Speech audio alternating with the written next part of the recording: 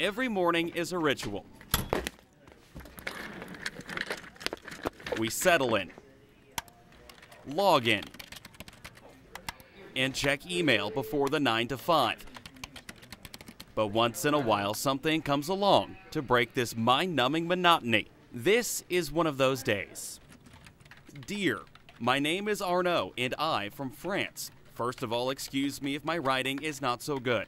I'm looking for someone who can help me to find some information about a hero of the World War II.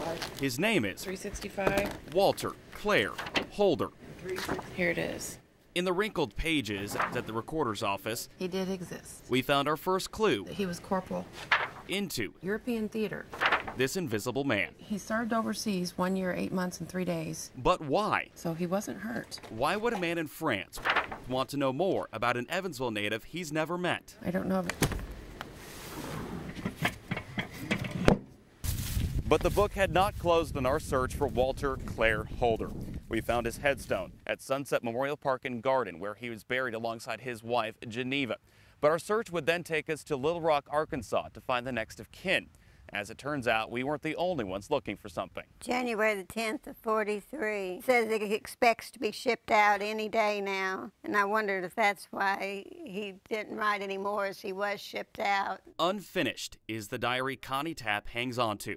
Clothing inspections in the afternoon. Incomplete is Connie's memory of her father, Walter Clare Holder. With me being small and whatever, I guess he especially took care of me and watched out for me, and it really hurt me when I lost him. That was in 1978, when Connie was only 28.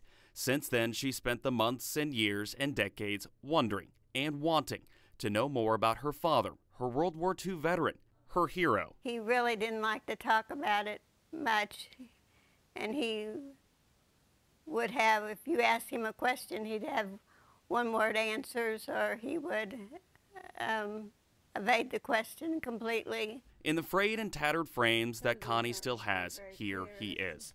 Corporal Walter Clare Holder, nicknamed Tubby, responsible for maintaining the supply lines to Allied troops in France, then Belgium, then Germany. Yeah, that's me, the invisible man, Tubby. For more information, we then looked to the National Archives to help us fill in the gaps. Thank you for contacting the National Personnel Record Center. The official military personnel file needed to answer your inquiry is not in our files. If it were here on July 12, 1973, it would have been in the area that suffered the most damage in the fire on that date and may have been destroyed. Maybe someday I'll know more. Maybe someday we will all know more about this invisible man. It's going to come full circle. Maybe someday we'll realize we weren't looking in the right spot. This is one of those days.